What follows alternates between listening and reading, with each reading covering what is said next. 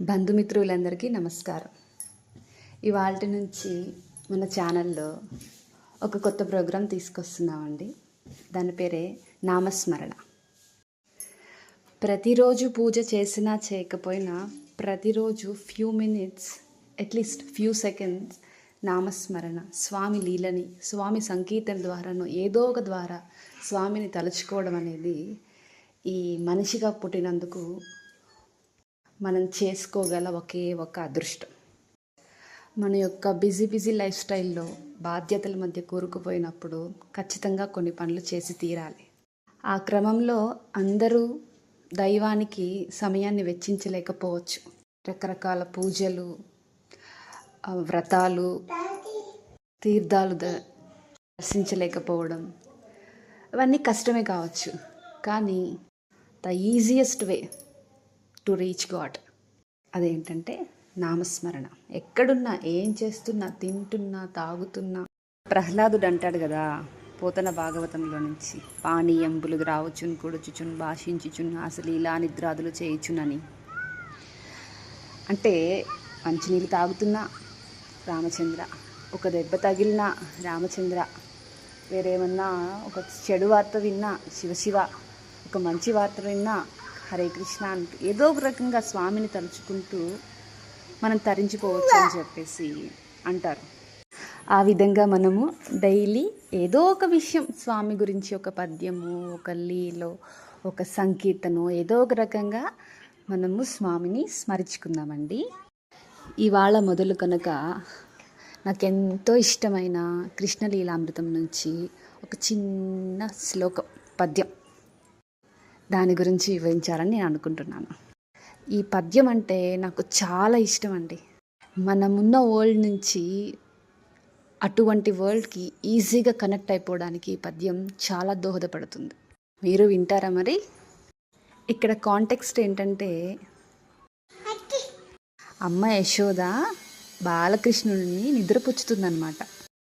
నిద్రపుచ్చేటప్పుడు పిల్లలు ఎవరైనా సరే అమ్మ కథ చెప్పవానో, జోలపాట పాడవానో అడుగుతారుగా. ఈరోజు బాలకృష్ణుడు ఒక స్టోరీ చెప్పమ్మా నాకు అని అడిగారట. అప్పుడు యశోద అమ్మ, ఇన్ని లీలలు చేసి చూపిస్తున్నావు కదరా, నీకు ఏ లీల గురించి చెప్పను అనుకొని, ఓకే ఏదైనా రామావతారం గురించి సంబంధించిన ఒక లీల గురించి చెప్దామని ఫిక్స్ అయ్యి ఇలా స్టార్ట్ చేస్తుంది. రామో నామ బభూవ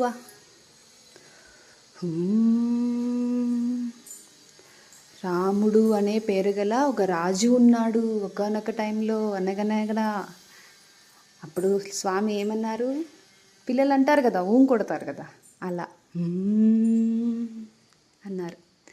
తదబలా సీతేతి, వాళ్ళ యొక్క భార్య పేరు సీత. అప్పుడేమన్నారు మళ్ళీ స్వామి? కొడుతున్నారు. నిద్రావస్థలోకి వెళ్తున్నాడు కదా, మెల్లగా అంటున్నాడు. తౌ పితు వాచా పంచవటీ తటే విహరత. వాళ్ళిద్దరూ పితృవాక్య పరిపాలన కోసం తండ్రి చెప్పారని పంచవటి అనే ప్రాంతానికి విజిటింగ్కి వెళ్ళారు. విజిటింగ్ కాదండి, అదొక శిక్ష కాబట్టి, శిక్షని కూడా స్వామి సంతోషంగా స్వీకరించారు కాబట్టి అదొక శిక్ష ఎలాగా వెళ్ళారట పంచవటికి. అప్పుడు కూడా స్వామి కొట్టారు. అప్పుడు తామాపహర ద్రావణ నిద్రార్థం జననీ కథామితి హరేహే.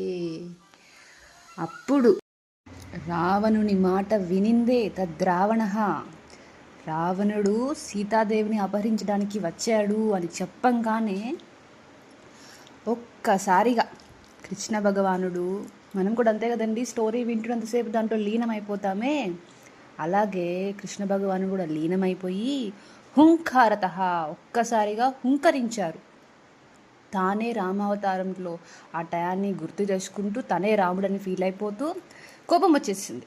మరి తను అంతగా ప్రేమించిన భార్యని ఒక రాక్షసుడు వచ్చి ఎత్తుకెళ్ళాడంటే బాధే కదండి. అది జన్మలకి కూడా ఆ దుఃఖం అలాగే గుండెలో ఉండిపోయిందో ఏమిటో మరి స్వామికి. అందరు అంటారు సీతను అలా వదిలేశారు, ఇలా బాధ పెట్టేశారు అని తెలిసి తెలియని మాటలతో రామయ్య నిర్ణయించే వాళ్ళు ఎంతమంది ఉన్నారో. కానీ నెక్స్ట్ జన్మ నెక్స్ట్ అవతారం ఎత్తినా కానీ స్వామికి అది ఎంత పౌరుషం వచ్చేసిందంటే హుంకారత శృణత్వ. స్వామికి వినిందే కోపం వచ్చేసి సౌమిత్రే ధనుర్ధను ధనుస్ తీసుకో వెంటనే తీసుకో, ఆ రావణాసురుణ్ణి వధించి వేస్తాను అని గిరహ పాతున వ్యగ్రంగా చాలా కోపంగా స్వామి ప్రగల్భాలు పలికారు. వాడు అయిపోతాడు ఈరోజు నా చేతిలో అని చెప్పేసి. ఆ మాట వినిందే స్వామి అమ్మని భయపెట్టేశాడు. ఇదేమిరా, నేనేదో కథ చెప్దామనుకుంటే వీడు నాకే కథ చెప్పేలాగా ఉన్నాడు, ఏమిటి ఇలా అయిపోయిందో, పాపం ఏమి గుర్తొచ్చిందో, ఏ చెడు గాలి సోకిందో ఏమని తల్లిలాగే భావిస్తుంది.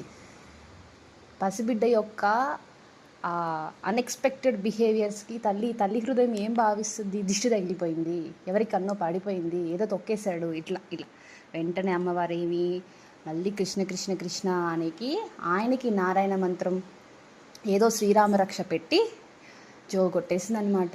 లేదులే నాన్న, బజ్జో బజ్జో బజ్జో అని మళ్ళీ ఒక లాలిపాట అందుకునిందనమాట. ఇది కృష్ణ లీలామృతంలోని ఒకానొక సందర్భం.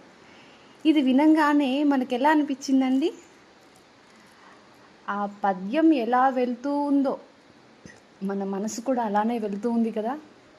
3D పిక్చర్ కనిపించుంటుంది నిజంగా వినే వాళ్ళకైతే.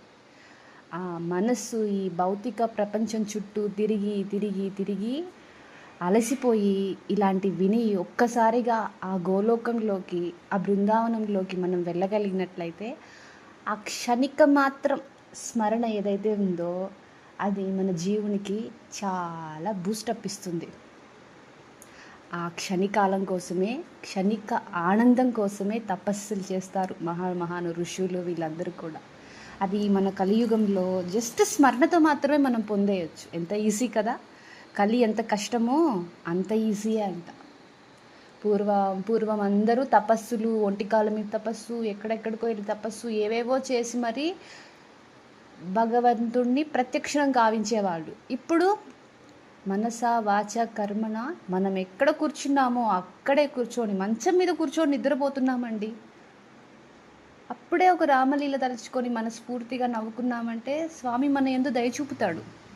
అది సాధన చేసుకోవాలి. ప్రతి ఒక్కరూ మన యొక్క జీవిత పరమార్థం ఏంటంటే డే బై డే మనం ఎంత రీచ్ అవుతున్నాం, ఎంత దగ్గరగా వెళ్తున్నాము ఆయనకి, ఎంత దూరంగా వెళ్తున్నామో ఆ విషయాల్ని త్యజించి ఎంత దగ్గరగా వెళ్తున్నామో వాటి యొక్క స్టోరీస్ కానీ పిక్చర్స్ కానీ వాటిని విని విని విని స్వామికి దగ్గరగా వెళ్ళడమే మానవుని యొక్క పరమార్థం అని పెద్దలు చెప్తున్నారు.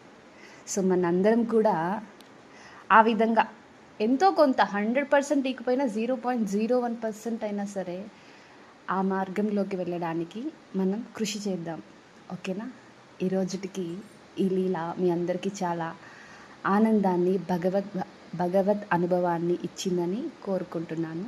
Thank you friends. మళ్ళీ రేపు వేరొక పాటతోనో దేనితోనో స్వామి ఏమి తోపిస్తే నాకు దానితో కలుసుకుందాం, ముచ్చటించుకుందాం. ఉండనా మరి?